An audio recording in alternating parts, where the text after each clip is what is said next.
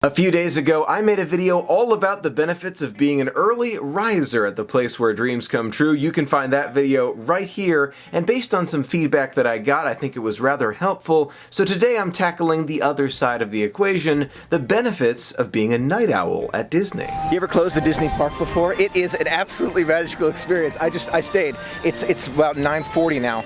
I mean, this is amazing. Now, for those of you who have been a part of the adventures for a little while now, you know I have a tendency of burning the candle at both ends, and I don't ever get tired at Disney. That's just because I feel those waves of Disney as I'm running around full speed all around the parks. I just seem to never be tired, but the other side of the story is that once I get home, I usually sleep for like 2 days. I make the vlogs in between the sleeping, but I do catch up on sleep once I get home. Now, I know that's not the method for everyone, but if it is for you, let me know in the comments. If it's not and you just like to wake up a little bit later on vacation and experience some of those nighttime activities at Walt Disney World, Disney has all sorts of special experiences just for you. Now, if you've been to Walt Disney World before, there's very little doubt that you've heard about the early morning magic hours before, and it is more popular than the late magic hours, but the late ones do exist. Throughout the week, the different Disney parks trade off on their late magic hours and sometimes stay open as late as 3 hours after the official closing. Now, this amenity is only available for resort guests, but if you are staying at a Disney resort and you are a night owl, make sure you take advantage of these hours. During these late magic hours, several great attractions stay open so you can experience them with extremely low wait times. You can find an entire list of those attractions in the description of this video. Now, speaking of low crowds and low wait times, you don't have to be at the late magic hours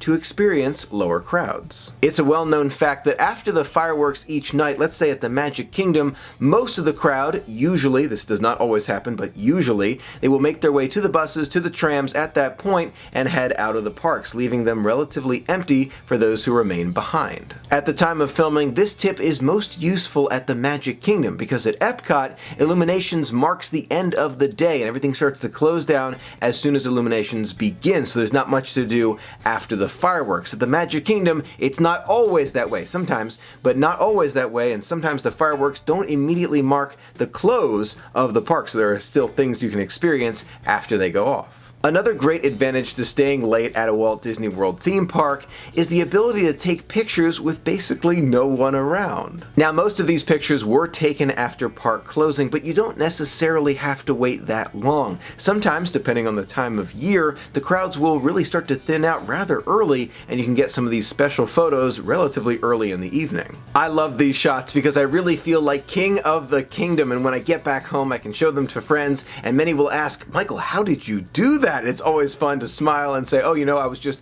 king of the kingdom, special access." No, it just stayed a little bit later, but it is a lot of fun to show to friends and family. Now, I did touch on it earlier, but one thing that I would really consider if you are a night owl and you love experiencing the nighttime magic at the place where dreams come true, consider closing the park. I can't begin to tell you how much I love closing the park. I mean, there's no one here. It's nice and quiet, great photos. It might become a new tradition for me at Disney. For those who don't know, when you close the park, it just means that you're there after closing. Maybe you're the last person out or one of the last few people out of the park, but you stay in the park after the official closing time. Now, if you haven't been to Disney before, you might be looking at me and saying, "Michael, how do you stay in the parks after closing? Do you have some special VIP access that I have to get?" Not at all, and it's actually not well understood.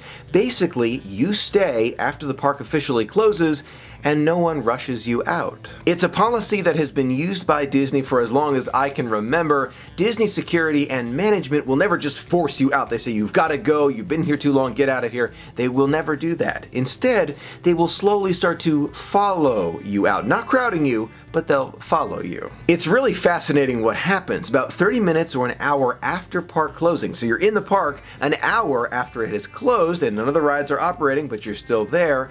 Disney security and some of the management will start to form kind of a loose line and kind of follow you at a distance on your way out of the park. And after about an hour, maybe an hour and a half after the official park closing, depending on the time of year, that line of management and security will really start to form up, and you cannot cross them and go further into the park. All you can do is move toward the exit. As an example, I was the very last person in Tomorrowland during a recent adventure at night. It was a lot of fun. I was taking some nighttime pictures, and after a little while I realized that there was a Disney security guard who was kind of just hovering around, not too close, maybe like 50 feet away. He was relatively far. I was taking my pictures, having fun, and making my way out. And as I made my way out of Tomorrowland, he started to follow me. Again, he never got too close, maybe 50 feet, maybe even 30 feet at some points, but never too close. I would put my camera down again, take another picture, and he would stop. He wouldn't move closer to me. He would just stop and wait for me to take my picture, but he'd continue following me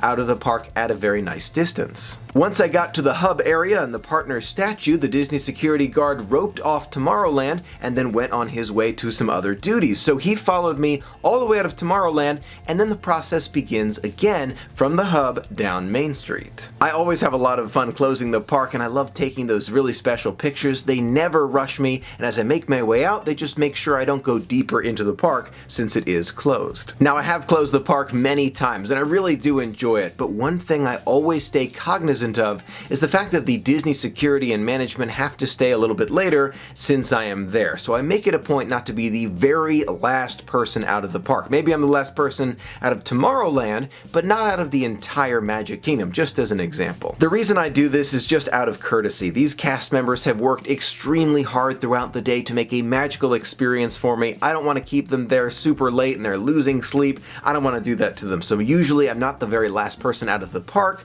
but maybe I'm the last person out of a land, so I'm not keeping them too long. Now, along with all of the fun there is to be had at the parks, let's not forget about those resorts. Throughout the night, the resorts will have all sorts of special entertainment like Yeehaw Bob Jackson at Riverside, you definitely have to check him out, and special lounges and late night dining opportunities. Many of these different Disney lounges are open extremely late. I've linked an entire list of those lounges directly from Disney in the description of this video. Go check it out for more. Now, it wouldn't be a true Night Owl Disney video if I didn't mention a beacon of nightlife at Walt Disney World, Disney Springs. If you like nightclubs, specialty lounges, amazing dining, and shopping all around at all sorts of different stores, Disney Springs is definitely worth looking into if you're a night owl. So now I've got to know, what are you at Disney? Are you an early bird or are you a night owl? Or are you just as excited as I am when you're at Walt Disney World? You cannot sleep, you're burning the candle at both ends, and you're both an early bird and a night owl, and then you sleep for 2 days when you get back from your vacation like I do. Let me know in the comments below, and this is a great poll question too, so let me know right there in the poll. We'll see what's the most popular. Thank you so much for being a part of the magic with me. Until next time, have a magical day.